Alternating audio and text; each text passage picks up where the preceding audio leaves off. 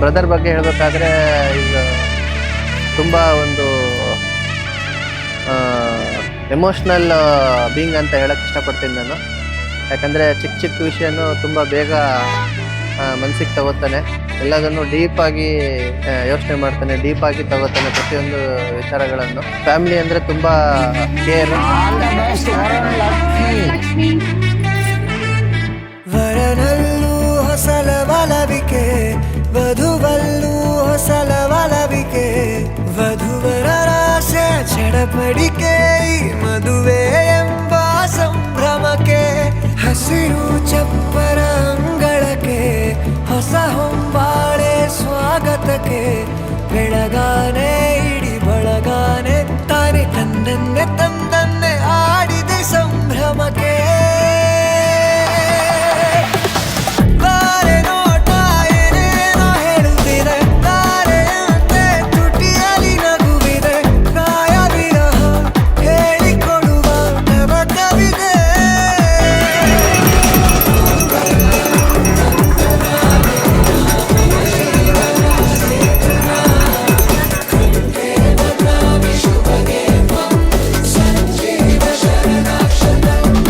ಎಲ್ಲರೂ ತಂದೆ ತಾಯಿ ಅಣ್ಣ ತಂಗಿ ಅಂದರೆ ರೆಸ್ಪೆಕ್ಟು.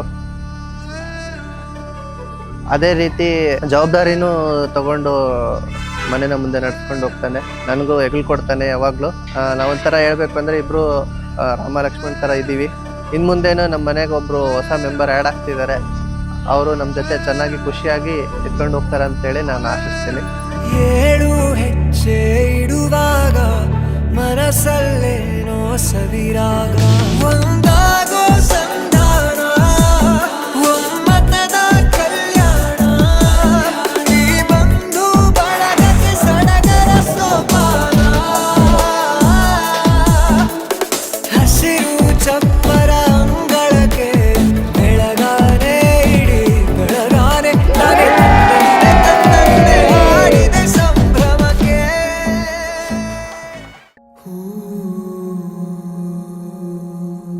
ನನಗೆ ಅದೇ ಇವಳು ಯಾವಾಗೂ ನಮ್ಮ ಅಪ್ಪ ಅಮ್ಮಗೆ ಅತ್ತೆ ಮಾವ ಅಂತ ಏನೂ ಕರೆಯಲ್ಲ, ಅಪ್ಪ ಅಮ್ಮ ಅಂತಲೇ ಕರೀತಾಳೆ. ಅದು ಇಷ್ಟ ನನಗೆ. ಅವಳು ಹಂಗೆ ಇರ್ತಾಳೆ ಕೂಡ, ತುಂಬ ಕೇರ್ ಮಾಡ್ತಾಳೆ. ಫಸ್ಟು ನಮ್ಮ ಅಪ್ಪ ಅಮ್ಮನ ನೋಡ್ಕೊತಾಳೆ, ಆಮೇಲೆ ನನ್ನ ನೋಡ್ಕೊತಾಳೆ, ಅದು ಇಷ್ಟ. ತಾಳಿ ಕಟ್ಟೋ ಮೂಮೆಂಟ್ ನನ್ನ ಲೈಫಲ್ಲಿ ಇಬ್ಬರು ಹೀರೋಸ್, ನಮ್ಮಪ್ಪ ನೆಕ್ಸ್ಟ್ ನಮ್ಮ ಮನೆಯವರು. ಸೊ ಇಬ್ಬರು ನನ್ನ ಕೈಯಲ್ಲಿದ್ದರು, ಹಂಗೆ ಇರಬೇಕು. ಇದು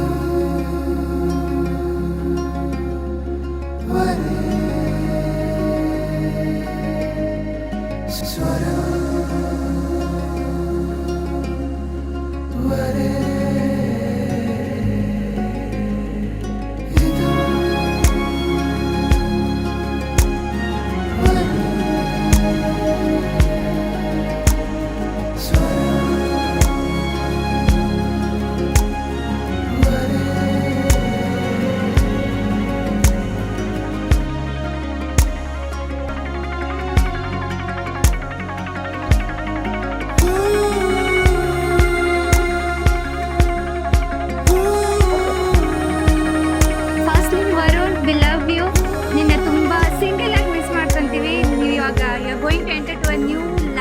very all the best to your life, to you and Lakshmi.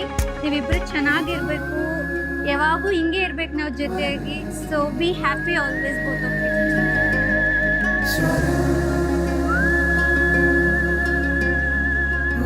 You.